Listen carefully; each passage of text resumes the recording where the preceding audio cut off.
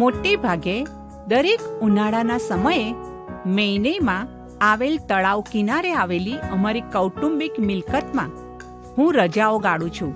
મને તરવાનું ગમે છે, પણ તે તળાવ હવામાં રહેલ ઉષ્ણતામાનને કદી ગરમ કરતું નથી.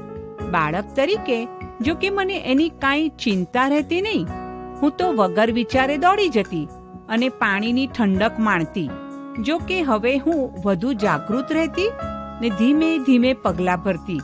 મને પહેલેથી જ ખબર રહેતી હતી કે પાણી ઠંડુ છે, પણ એની પણ ખબર હતી કે એક વખત હું પાણીમાં પડીશ તો તરતા આવડતું હોય તો કેટલા બધા ફાયદા થાય તે બાબત યાદ આવતી. આ બાબત વિશે જ્યારે હું પછીથી વિચારતી ત્યારે ઈશ્વરે મને બતાવ્યું કે ફેરફારમાંથી જે રીતે હું બહાર આવું છું તે રીતે ઈશ્વર મને મારી આરામદાયક સ્થિતિમાંથી બહાર નીકળવા દોરી રહ્યા છે.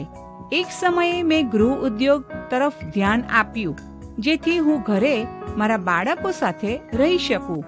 એક બીજા સમયે જો કે સ્કૂલ છોડ્યાને મારો ઘણો સમય થઈ ગયો, છતાં બંને સંજોગોમાં મારા મગજમાં ખાસ હેતુઓ મેં નક્કી કરેલા, પણ તેમાં સંપૂર્ણપણે લીન થવા અચકાતી હતી.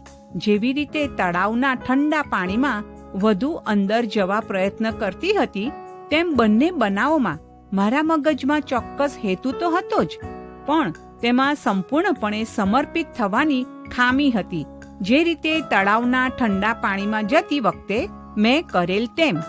જીવનમાં આવતા ફેરફારોનો બીક સાથે સામનો કરવાને બદલે ધીરજ સાથે આગળ વધવું જોઈએ. યશાયા 43 અને 18 ને 19 કલમ આ પ્રમાણે કહે છે, તમે આગલી વાતોનું સ્મરણ કરશોમાં અને પુરાતન બીનાઓ ધ્યાનમાં લેશોમાં. જુઓ, હું નવું કામ કરનાર છું, તે હમણાં નીકળી આવશે. શું તમે તે જાણશો નહીં? હું તો અરણ્યમાં માર્ગ ને ઉજ્જળ પ્રદેશમાં નદીઓ કરી આપીશ.